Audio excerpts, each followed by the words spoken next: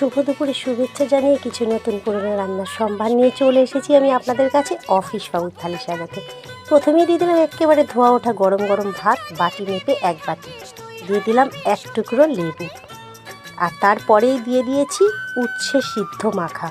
এর মধ্যে উচ্ছে আর আলু কাঁচা লঙ্কা দিয়ে মেখেছিলাম, কাঁচা তেল দিয়ে দিলাম পটলের খোসা বাটা। এটা কিন্তু ভীষণ ভালো লাগে খেতে, আর একটু পটলটা কচি হলে সেই পটলের খোসাটা কিন্তু বাটা ভীষণ ভালো লাগে, আপনারা একদিন করে দেখতে পারেন। দিয়ে দিলাম লাউ চিংড়ি, এটা আমার মায়ের থেকে শেখা, আর মায়ের কাছে এই লাউ চিংড়ির অনেক গল্পও আমি শুনেছিলাম, সেটা আপনাদেরকে পরে শেয়ার করব। দিয়ে দিলাম অফিসবাবুর ভীষণ পছন্দের ভোলা মাছের ঝাল। এটা বরফের মাছ, যেহেতু অফিসবাবু এই মাছগুলোই পছন্দ করেন আপনারা জানেন। তো দিয়ে দিলাম ভোলা মাছের ঝাল, দিয়ে দিলাম একটু পায়েস, আর দিয়ে দিয়েছি এরপরেই একটু চাটনি। এটা আমাদের গাছের আমের চাটনি, আমাদের গাছে শেষ পর্যন্ত আরও কয়েকটা আম আছে, আমাদের ভিডিও এটাও দিয়ে দেবো। এটা 12 মাসের গাছ, 3 বার ফলন হয়, তো 2-4টে করে আম হয়ে যাচ্ছে অনবরত। দিয়ে দিয়েছি শশা, দিয়ে দিলাম ছোট্ট ছোট্ট আপেল।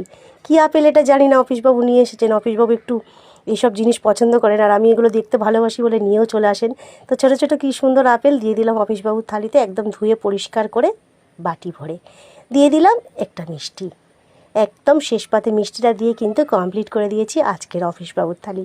তো কেমন লাগলো আপনাদের অফিসবাবুর থালি সাজানো অবশ্যই করে জানাবেন। সঙ্গে থাকবেন, সুস্থ থাকুন, ভালো থাকুন, এগিয়ে চলুন। আজকের মতো বিদায়, আবার দেখা হবে কালকে।